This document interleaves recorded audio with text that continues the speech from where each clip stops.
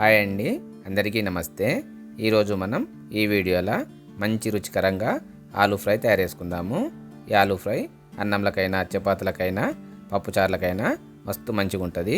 మీరు కూడా మీ ఇంట్లో ఒకసారి ఈ ఆలూ ఫ్రై ఇట్లా తయారు చేసుకొని చూడుర్రి. ఇక వీడియో నచ్చితే లైక్ చేయిర్రి, అట్లనే మన ఛానల్ సబ్స్క్రైబ్ కూడా చేసుకోర్రి.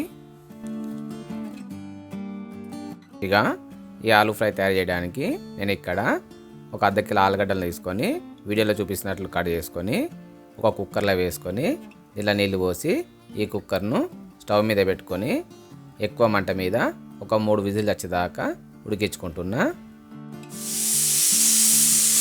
ఈ కుక్కర్ 3 విజిల్లు ఇచ్చినాక కుక్కర్ మీద మూత తీసి దీనిలో ఉన్న నీళ్ళని పారబోసుకొని ఈ ఆలుగడ్డలను కొంచెం చల్లారినాక వీడియోలో చూపించినట్లు చిన్న ముక్కలుగా కట్ చేసుకోవాలి.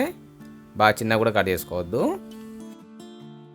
ఇక ఇప్పుడు స్టవ్ మీద ఒక కడాయి పెట్టుకొని దీంట్లో 2 పావుల నూనె పోసుకోవాలి.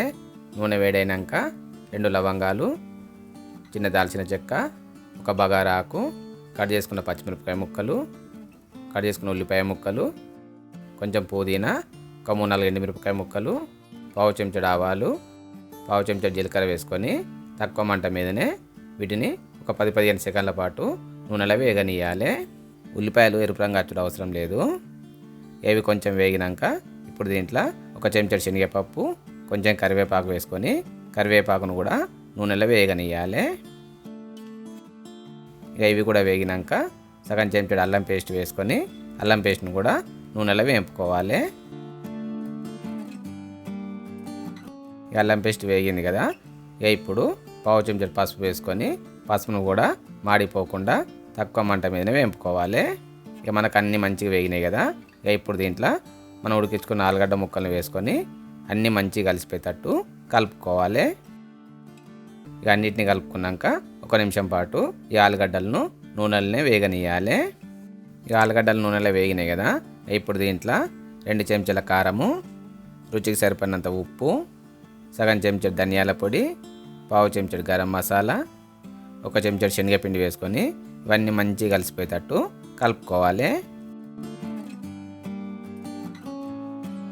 ఇక అన్నిటిని కలుపుకున్నాక ఇది కొంచెం పొడి పొడి ఉంది కదా, అందుకని దీనిలో ఒక సగం చాయ్ గ్లాసు నీళ్ళు కూడా పోసుకోవాలి. నీళ్ళు పోసుకొని మళ్ళీ ఒకసారి అన్నిటిని మంచిగా కలుపుకోవాలి. అన్నిటిని కలుపుకున్నాక దీని మీద ఒక మూత పెట్టుకొని ఒక 5-6 నిమిషాల పాటు తక్కువ మంట మీద ఉడికించుకోవాలి.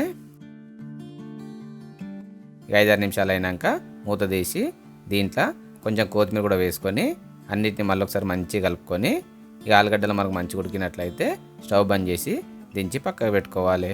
ఇంతే, మనకు మంచి రుచికరమైన ఆలూ ఫ్రై తయారైపోయింది. చూసిరు కదా ఆలూ ఫ్రై ఎంత మంచిగా ఉందో. మీరు కూడా మీ ఇంట్లో ఒకసారి తయారు చేసుకొని చూడుర్రి, మస్తు మంచిగా ఉంటుంది. ఇక వీడియో నచ్చితే లైక్ చేయిర్రి, అట్లనే మన ఛానల్ సబ్స్క్రైబ్ కూడా చేసుకోర్రి.